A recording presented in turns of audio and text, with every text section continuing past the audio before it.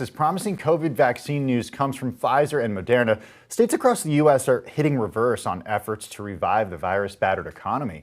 Coast to coast, new restrictions on indoor dining, businesses, and gatherings come as questions on vaccine timing and distribution continue to rise. Bloomberg senior healthcare editor Drew Armstrong joins us now with more. Drew, it's great to see you this morning. Lots of questions circulating after the vaccine news from Moderna yesterday. The biggest one, of course, being the timeline. So when do you think that we'll all have the opportunity to be vaccinated? I think inevitably, Tim, that's probably not going to be happening until sometime in the middle of next year when we really see widespread distribution. It certainly won't be happening in time for the holidays this year. This thing still has to go to the FDA for a look and potential authorization. And then the first folks in line are going to be first responders, healthcare professionals who are dealing with this on the front lines, and then a number of other frontline workers. So, and some of that is going to be decided by the Biden administration. But I think for the general public, we're talking about months and months away, almost certainly. Drew, I know you are hesitant to cite models because the models can only tell us so much. But what happens between now and this summer when you think there will be widespread vaccinations? What happens in terms of case count? What happens in terms of hospitals? Because it's really ugly out there. Yeah, I was actually just jotting down some notes about what's going on around the country. We now are averaging 150,000 new cases over the last 7 days. That's a daily average. I put some down in my notebook here. There's 73,000 people in the hospitals. You've got new restrictions in California, which just pulled the emergency brake. Kentucky is putting new restrictions by the Governor Beshear there.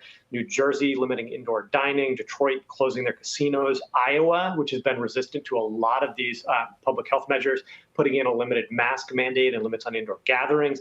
In North Dakota, 1 out of every 2,000 people in the state is actually in the hospital right now.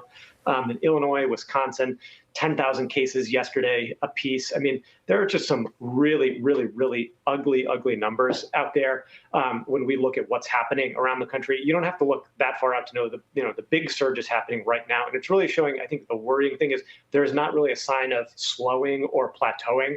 Clearly, this is in a growth phase right now, and we're heading into a holiday season where a lot of people, at least according to some of the surveys and anecdotal reports we've seen out there, seem pretty committed to going ahead with things like travel and large Thanksgiving gatherings. So this doesn't seem like it's going to slow down anytime soon. We still have yet to see all of these 150,000 cases a day over the last week start to mature into hospitalizations and unfortunately deaths. Well, even ahead of the Thanksgiving holiday, we're now seeing a 37% surge in the average new case count just for the past 7 days here in the U.S. That's before people travel for the holidays, even though health officials are recommending that they do not do that.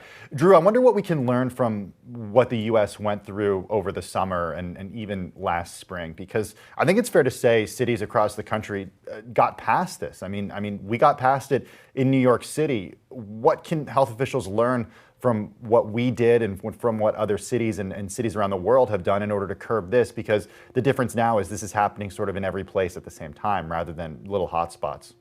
Yeah, that's right. I mean, I think the big difference between the outbreak during the early spring in New York and a few other places and over the summer was, those were really concentrated outbreaks. New York was horrific, but it was also concentrated in New York. Now, kind of everywhere is acting like New York did early in the spring.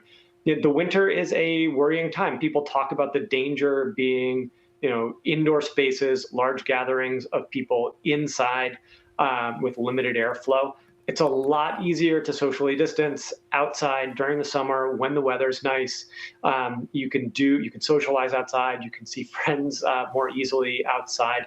When it gets cold out, people don't do that. Not everybody's willing to sit around freezing out in their backyard.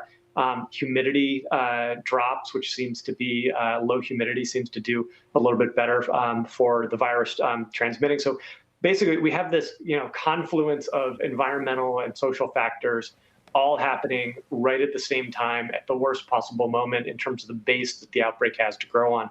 So I think we're in for a very ugly rest of the fall and winter.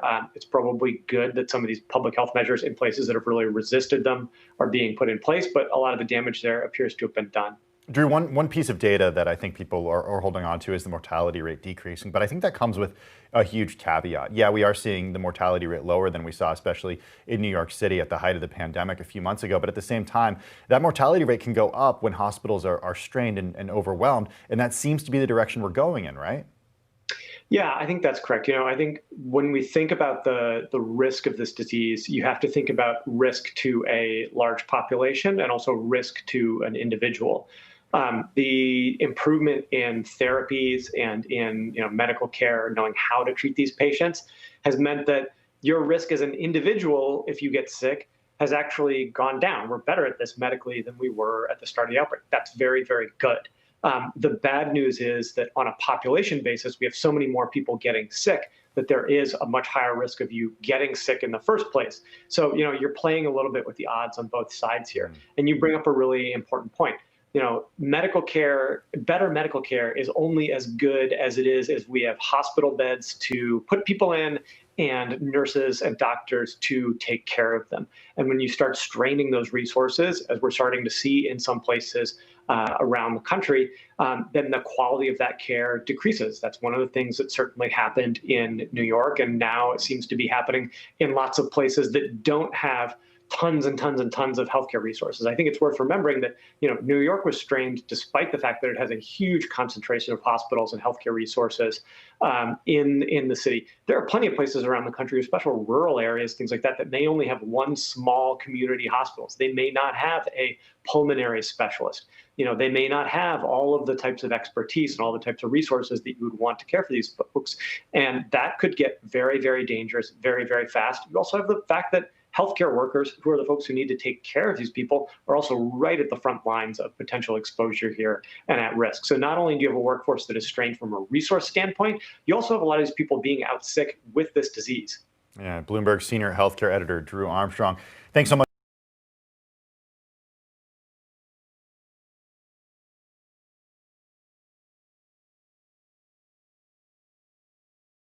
The biggest stories the moment they happen from around the globe. Subscribe to Bloomberg Quick Take now for insight in an instant.